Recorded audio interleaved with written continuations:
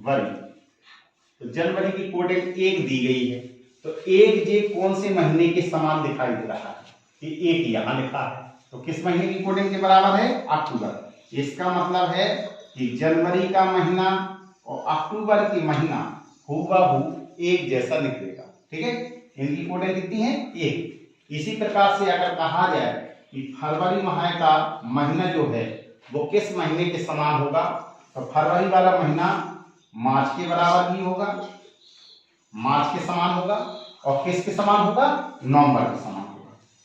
तो अगर आपको देखना है कि कौन सा महीना एक दूसरे के समान है, तो बस इनकी कोडिंग लिख लीजिए और कोडिंग में देख लीजिए कौन सा महीना किसके बराबर है। तो इसकी कोडिंग कितनी दी गई है? 4। अब इसी प्रकार से अगर कहा जाए अप्रैल माह का महीना किसके बराबर है, तो अप्रैल माह की कोडिंग 0 दी गई है। यहाँ जुलाई की भी कोडिंग कितनी दी गई है? 0। तो अप्रैल का महीना और जुलाई का महीना इन दोनों का कैलेंडर हूबहू एक जैसे होगा। इसी प्रकार से अगर हम देखें इसमें कितना लिखा हुआ है? अगस्त। अगस्त में 3 लिखा है, 3 यहाँ कहीं नहीं लिखा। ठीक है, तो ये वाले महीने हैं जो एक दूसरे के बिल्कुल हूबहू समान है। ठीक है, कौन कौन से महीने हैं जो एक दूसरे के समान कभी भी नहीं होंगे? एक दूसरे से कभी भी समान नहीं होंगे, ऐसे महीने कौन कौन से हैं? और वो भी कौन से में? समान वर्ष वाले में। तो कौन कौन सा है ऐसा कि जिसकी कोडिंग एक दूसरे के बराबर है ही नहीं है? तो एक है कौन सा महीना? एक है आपका बेटा मई, जिसकी कोडिंग 2 दी गई है, और एक कौन सा है? अगस्त, जिसकी कोडिंग 3 दी गई है। एक है आपका कौन सा है? तो जून की कोडिंग कितनी दी गई है? 5। ये महीने ऐसे हैं जो एक दूसरे के कभी भी बराबर नहीं होंगे। इसी प्रकार से अगर देखा जाए कि सितंबर माह का महीना किस महीने के बराबर होगा, तो वो दिसंबर के बराबर होगा, और इसकी कोडिंग कितनी होगी? 6। तो ये कब है? जब आपका साधारण वर्ष हो। अगर आपका लीप ईयर है, यानी अधिवर्ष है अगर, तो इसी प्रकार से हम लीप ईयर का भी देख सकते हैं। लीप ईयर, तो लीप ईयर में अगर हम देखें कि जैसे हमने लिखा है जनवरी, तो जनवरी माह कौन कौन के बराबर? जनवरी कोडिंग है 0। 0 किस किस माह में लिखे हुए हैं? अप्रैल में भी लिखा है और जुलाई में। इसका मतलब है जनवरी अप्रैल महीने के बराबर होगा और जुलाई, ये तीनों माह हैं जो एक दूसरे के हूबहू समान होंगे। ठीक है, इसी टाइप से अगर देखा जाए फरवरी माह का, तो फरवरी माह का कैलेंडर किसके बराबर होगा? अगस्त माह के कैलेंडर के बराबर है। फरवरी का किसके बराबर है? अगस्त माह की। इसकी कोडिंग कितनी दी गई है? 3। और कौन सा कैलेंडर है? मार्च। मार्च माह का कैलेंडर किस माह के बराबर है? ये है आपका नवंबर। तो नवंबर की कितनी कोडिंग है? 4। और कौन सा महीना है आपका? ये सितंबर। सितंबर माह का जो कैलेंडर है हूबहू दिसंबर माह के कैलेंडर के बराबर होगा, जिसकी कोडिंग है कितनी? 6। और जो एक दूसरे के समान नहीं है, एक दूसरे के समान नहीं है, तो यहां आप देख रहे होंगे कि कौन सा ऐसा नंबर है जो कोडिंग एक दूसरे से मिल नहीं रहा है। ये कौन सा है? एक किसका है? अक्टूबर। अक्टूबर माह की कोडिंग 1 होती है, ये किसी भी कोडिंग से नहीं मिल रही है। एक महीना कौन सा है आपका? जून। जून माह एक ऐसा है जिसकी कोडिंग किसी से नहीं मिल रही है, ये महीना भी किसी के एक दूसरे के समान नहीं होगा। और एक है आपका मई माह। मई की कोडिंग है 2, जो कि एक दूसरे के समान नहीं है। तो इस तरीके से कभी भी हमें समान माह वाले महीने निकालना हो तो हम कैसे निकाल सकते हैं? सिर्फ इनकी कोडिंग देख के। साधारण वर्ष है तो साधारण वर्ष की कोडिंग देख लेंगे कि इसकी कोडिंग किस महीने के बराबर दिख रही है, वही महीना एक दूसरे के बराबर है। जिनकी कोडिंग एक दूसरे के बराबर ना दिखे वे कोडिंग एक दूसरे के बराबर नहीं होगी, और वे महीने भी आपस में एक दूसरे के बराबर नहीं होंगे। इसी प्रकार से अधिवर्ष लीप ईयर कैसे हम जानते हैं? कोई भी ईयर है उसके लास्ट के 2 डिजिट में अगर 4 का भाग पूरा पूरा चला जाए तो वो अधिवर्ष हो जाता है, और 4 का भाग पूरा पूरा ना जाए तो वो साधारण वर्ष होता है। तो इस तरीके से हम इन थ्योरिकल सवालों को हल आसानी से कर सकते हैं। साधारण वर्ष में समान माह वाले महीने की समय सीमा कहां से स्टार्ट होगी? समय सीमा होगी आपकी उसी वर्ष के 1 जनवरी से उसी वर्ष के 31 दिसंबर तक ही मानी जाएगी। ठीक है, समय सीमा ये है। इसी प्रकार से अधिवर्ष में भी उसी वर्ष के 1 जनवरी से 31 दिसंबर तक ही समय सीमा मानी जाएगी। इसी प्रकार से साधारण वर्ष में भी समय सीमा 1 जनवरी से 31 दिसंबर तक मानी जाएगी। जैसे मान लीजिए कि सपोर्ट है, मैंने एक एग्जाम्पल लिया और मैंने आपसे कहा कि फरवरी 2006 वर्ष का कैलेंडर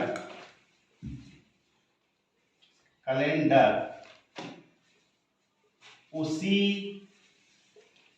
वर्ष के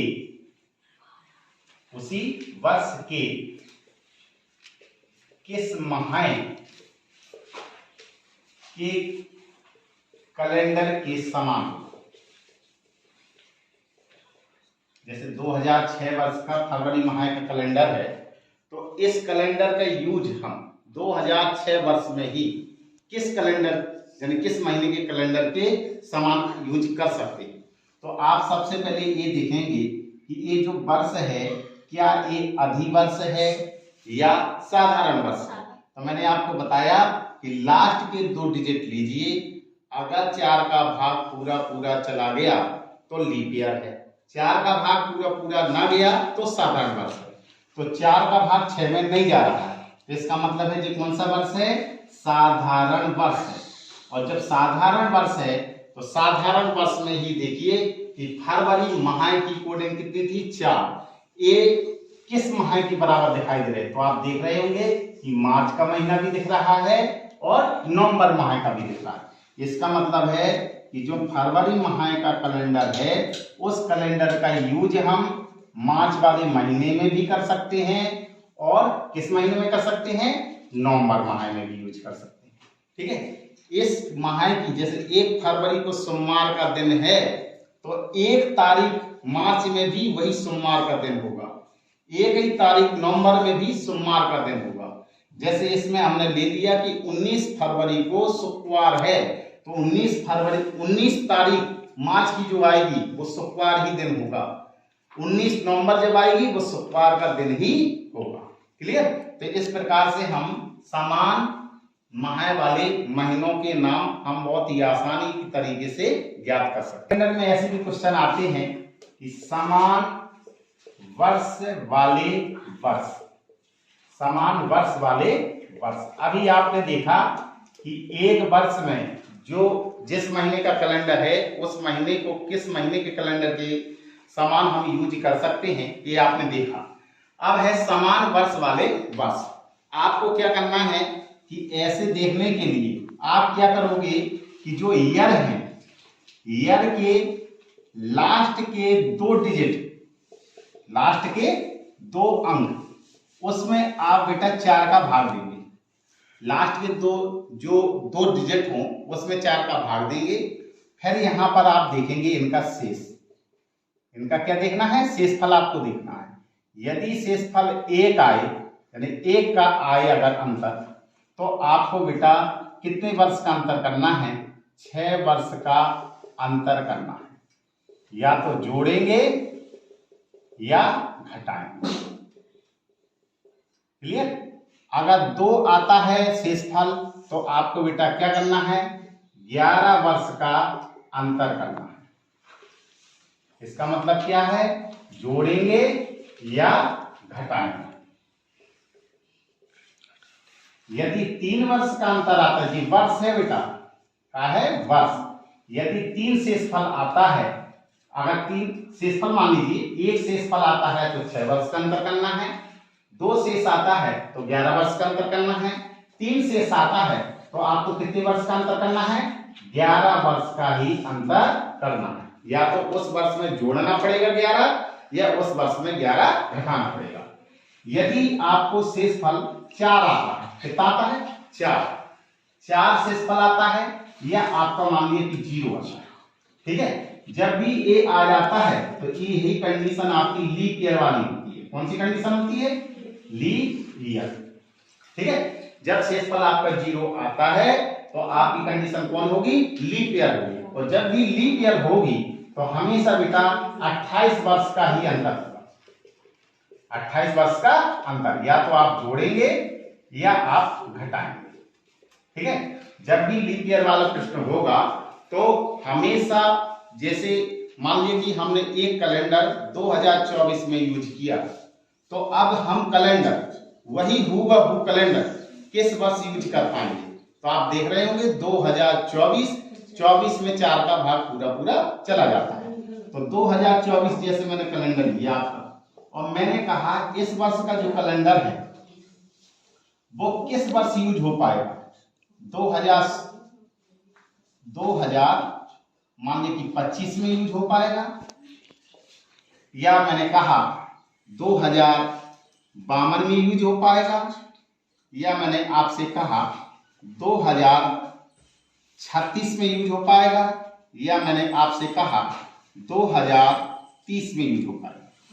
तो मैंने आपको क्या कहा है कि सिर्फ ऐसा देखने के लिए आप सिर्फ लास्ट के 2 डिजिट लीजिए।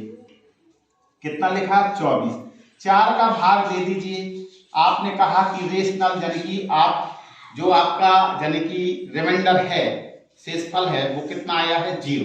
जब 0 आए तो आप तुरंत समझ जाना ये कौन सा है? Leap year. इसका मतलब है जब भी लीप ईयर आता है तो आप जानते हैं लीप ईयर में क्या है, या तो हम 28 उस वर्ष में जोड़ देंगे या 28 उस वर्ष में घटा देंगे। वो आपको क्या कैसे पता चलेगा कि जोड़ना है कि घटाना है? ये आपके आंसर विकल्प फल बताएगा, ठीक है। तो आप देख रहे होंगे यहाँ पे 2024 लिखा है, ये 24 से सब बढ़के हुए मान लिखे हुए, ठीक है। तो आपको क्या करना? जोड़ना है।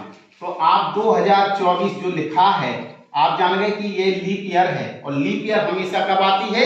28 साल बाद ही लीप ईयर आएगी। तो इसका मतलब इसको जोड़ दीजिए, 8 4 12, आंसर लगा 1, 3 और 2 कितना होगा? 5। इसका मतलब है 2024 का जो हम कैलेंडर यूज कर रहे हैं इस समय, ये कैलेंडर हम जब 2052 वाला वर्ष आएगा उस कैलेंडर के समान इसको यूज करेंगे, ठीक है। तो 2024 का कैलेंडर किस वर्ष के बराबर है? 2052 के कैलेंडर के समान। एक मैंने और आपको सिखाया कि हमेशा लीप ईयर वाला कैलेंडर लीप ईयर कैलेंडर के बराबर ही होगा। तो आप हमेशा उत्तर विकल्पों में ये देखा करो कि क्या ये लीप ईयर है। 2025 लिखा, ये लीप ईयर नहीं है, इसका मतलब ये आंसर नहीं हो सकता। आप देखेंगे 30, क्या 4 का भाग पूरा जाता है? नहीं जाता है, इसका मतलब ना तो ए हो सकता है और ना ये हो सकता है। अब देखेंगे कि किस में 4 का भाग पूरा जाता है, तो 4 का इसमें भी चला जाता है, ये भी लीप ईयर है, ये भी लीप ईयर है। अब हमें देखना है कि इन दोनों में किस में जैसे कि कौन सा हमारा वर्ष के समान होगा। तो मैंने आपको ये ट्रैक बताई हुई है कि लीप ईयर जब भी ईयर होगा तो हमेशा 28 साल बाद जो आएगा बस उसी कैलेंडर के समान हमारा कैलेंडर होगा। तो इसमें आपने 28 जोड़ा, कब आया? 2052, इसलिए हमारा आंसर कौन सा है? 2052। क्वेश्चन लिया, मैंने कहा 2014 वर्ष का जो कैलेंडर है वो किस वर्ष के समान होगा? 2011 के समान होगा, दूसरा मैंने लिखा 2013 के समान होगा, और तीसरा मैंने लिखा 2026 के समान होगा, और चौथा विकल्प मैंने लिखा 2003 के समान होगा। तो आपको बेटा क्या करना है? सिर्फ इससे लास्ट के 2 डिजिट में 4 का भाग करिए और आप रिमाइंडर निकालिए शेषफल। 4 3 12, रिमाइंडर कितना आया? 3। जब आपका 3 शेषफल आता है तो मैंने आपको क्या कहा? या तो 11 जुड़ेगा या 11 घटेगा। अब यहाँ पे उत्तर देखिए, आप क्या बढ़ते हुए में लिखा है कि घटते हुए में लिखा है? तो आप क्या करोगे? जो 14 है इसको उठाइए बस। आप इसमें क्या करेंगे? अगर 11 को जोड़ेंगे तो 4 और 1 5, 1 और 1 कितना? 2, 2025 आना चाहिए, लेकिन 2025 यहाँ पे नहीं है, तो आप घटा के भी देखिए। आप 2014 में से 11 को घटाइए तो कितना है, 4 में से 1 गया, कितना बचेगा 3, 1 में से 1 गया 0, 0, 2। तो कौन से वर्ष के समान होगा, 2003 वर्ष के समान होगा। ठीक है, स्टॉप कर दीजिए। हाँ करो। हाँ जैसे कि 4 का भाग दिए, 4 3 12, यहाँ 2 शेष फल बचेगा, तो 2 शेष फल बचा, तो भी यही नियम है आपका कि 11 जोड़ेंगे या 11 घटाएंगे। तो आपने जोड़ के देखा तो 2025, यहाँ 2025 नहीं है, तो आपने 11 घटा के देखा 2003, इसलिए कौन सा आंसर होगा आपका 2000।